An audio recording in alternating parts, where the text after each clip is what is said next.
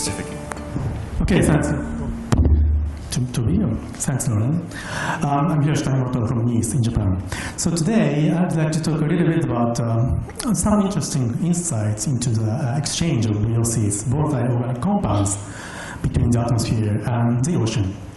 To me, this is very, very complex, but also very interesting physical, chemical, and biological, particularly biological processes, like this, my simple cartoon.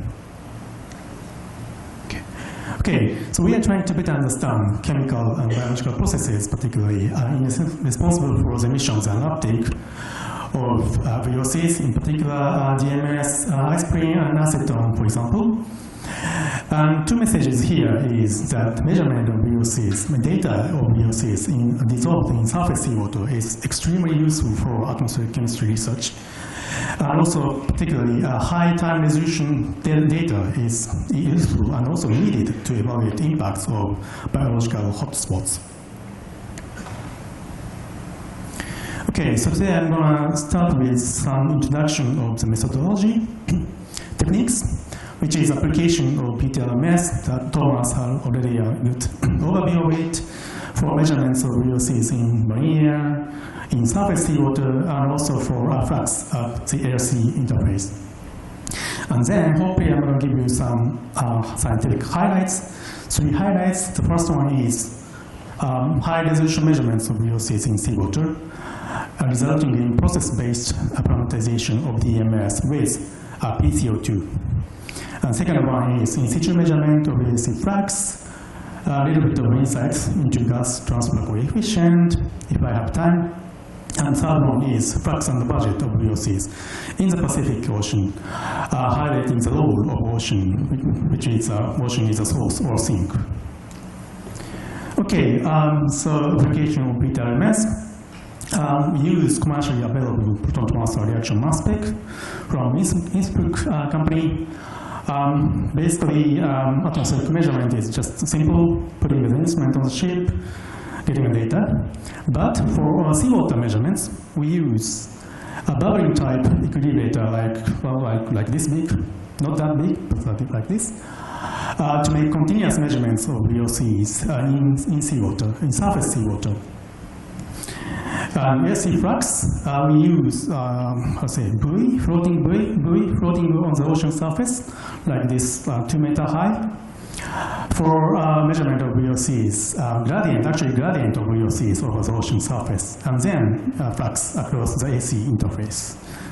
I'm going to give you a little bit in detail more later.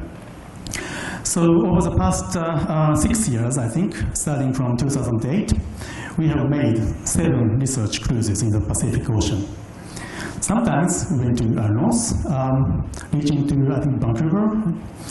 Sometimes we went to the south, reaching to New Zealand here.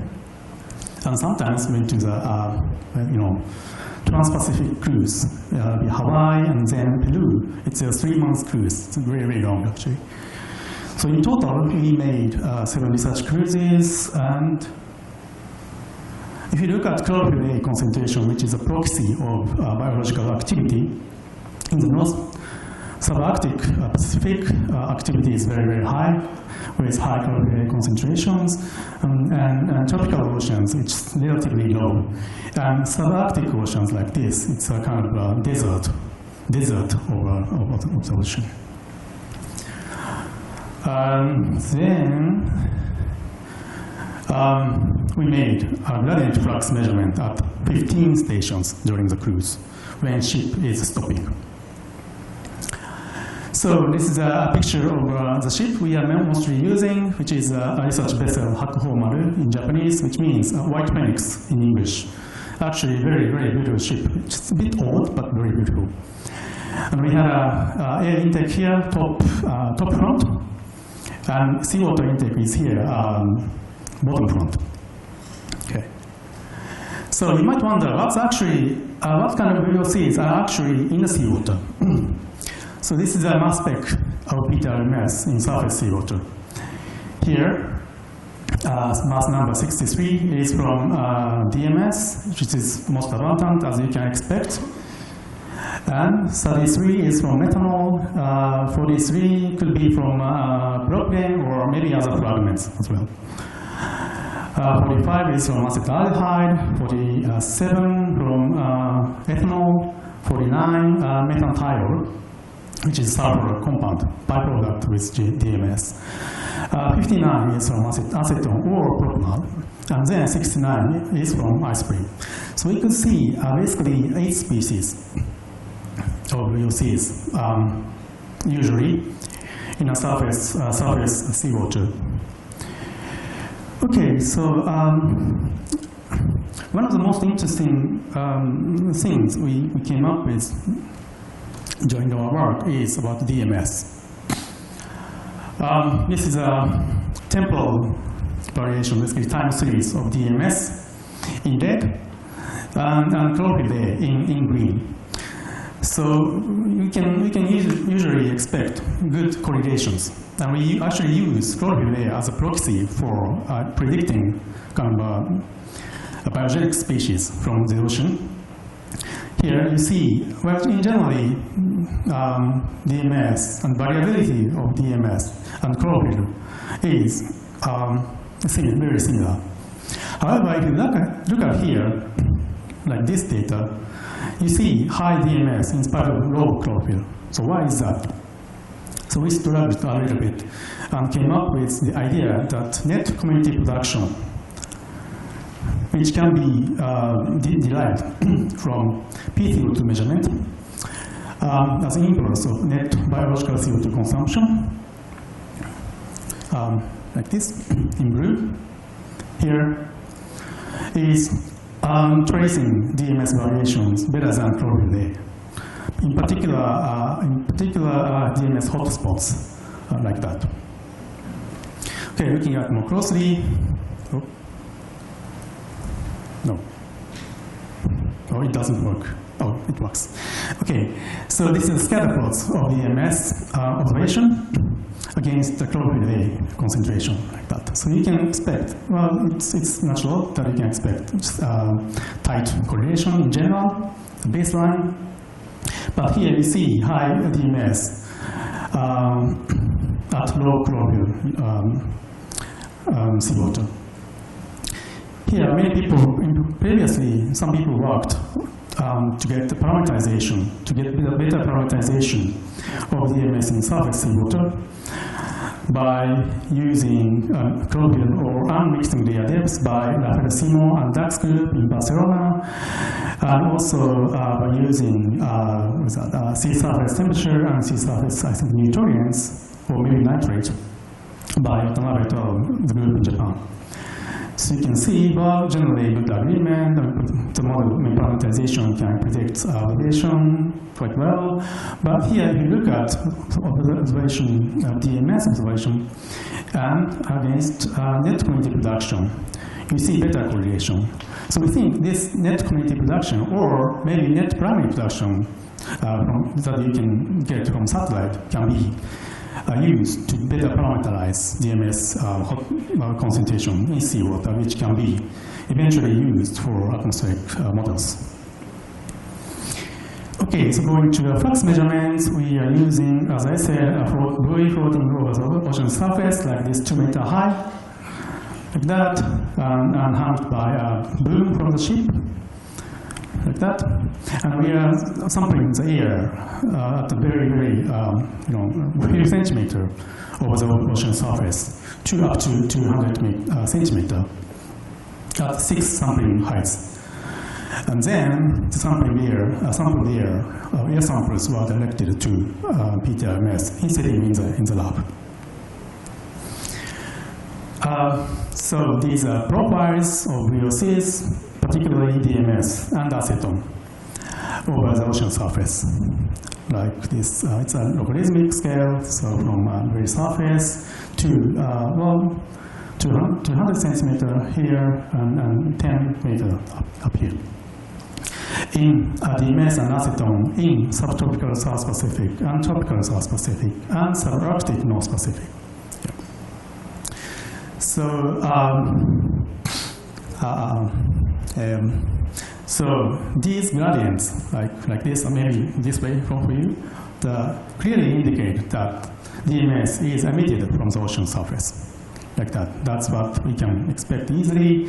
But if you look at acetone here, profiles can change like this, maybe like this, or like that, indicating that the ocean could be a source or sink for acetone. So this is a kind of direct evidence that we can visually get from the measurement itself. Okay, so just, AC flux of DMS versus wind speed. I'm just saying that we can get a reasonable range of flux as a function of wind speed. Okay. And then finally, I'm going to give you a little bit about insight into the budget or annual emissions or depositions of VOCs from the ocean. Because we have the measurements in the seawater and also in the air, we can calculate C2 air flux by using a gas transfer coefficient, like this K, and also differences in the concentrations to get flux like that. Okay, big figure here. Here, the red is net emission from the ocean, and blue is deposition to the ocean. And the data is bulk, we say bulk flux, along with ship flux, okay, as well as gradient flux measurements on the stations on the ship. Okay, so DMS is what we can get what you expect, but you see, interesting is a small scale heterogeneity that you can see along the track. And also, see, fluxes are very high in subarctic North Pacific due to high biological activity there. Acetone, sometimes acetone is emitted, and sometimes it's deposited to the ocean. But in general, I mean, it's a bit tricky to get accurate estimate for acetone. But if you look at here, gradient flux measurements here, here. In general, subtropical ocean is a source for acetone, and North subarctic ocean is a sink for acetone, and tropical ocean is kind of in equilibrium. Iceberg, I'm gonna skip it. Same with DMS, mostly. Oh, come on. Okay, I get it. Okay, so this is a kind of final figure that shows the budget of VOCs in the Pacific Ocean. So because we have a large coverage of the Pacific Ocean, just get annual emissions or deposition based on many assumptions. Well, DMS is like that, acetone, iceberg, emissions and depositions. So I think, I don't show you comparison, but I think these numbers are kind of relatively in good agreement with previous estimates. And also, North Pacific subarctic ocean is playing an important role for emissions and depositions of these VOCs. Okay, to summarize, I'll finish. Okay, so I said I'm finished with myself. But let me show you one more slide. These are pictures. This is a picture of my two postdocs working with me. On the ship, I'm not good on the ship. I'm always seasick, sleeping, or even vomiting. But they are oceanographers by training. And they are very good on the ship, and they like it, going to cruise for 3 months. So without them, today's talk is never happening. So thanks very much for them, and thanks for your attention.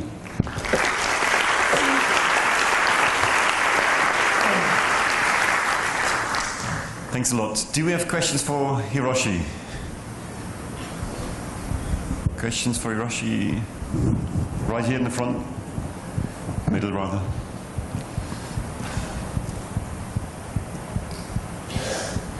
Hi, very nice talk.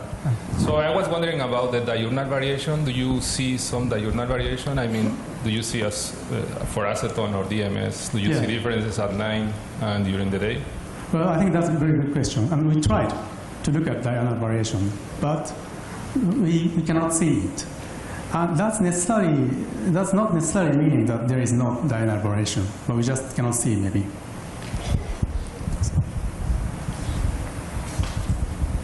Thanks. So you showed a nice correlation between DMS and net community production, which generally is presented in a rate term, something like per day, whereas what you presented is micrograms of carbon per meters cube, I think. How did you get that from VCO2? Yeah, we calculated net community production just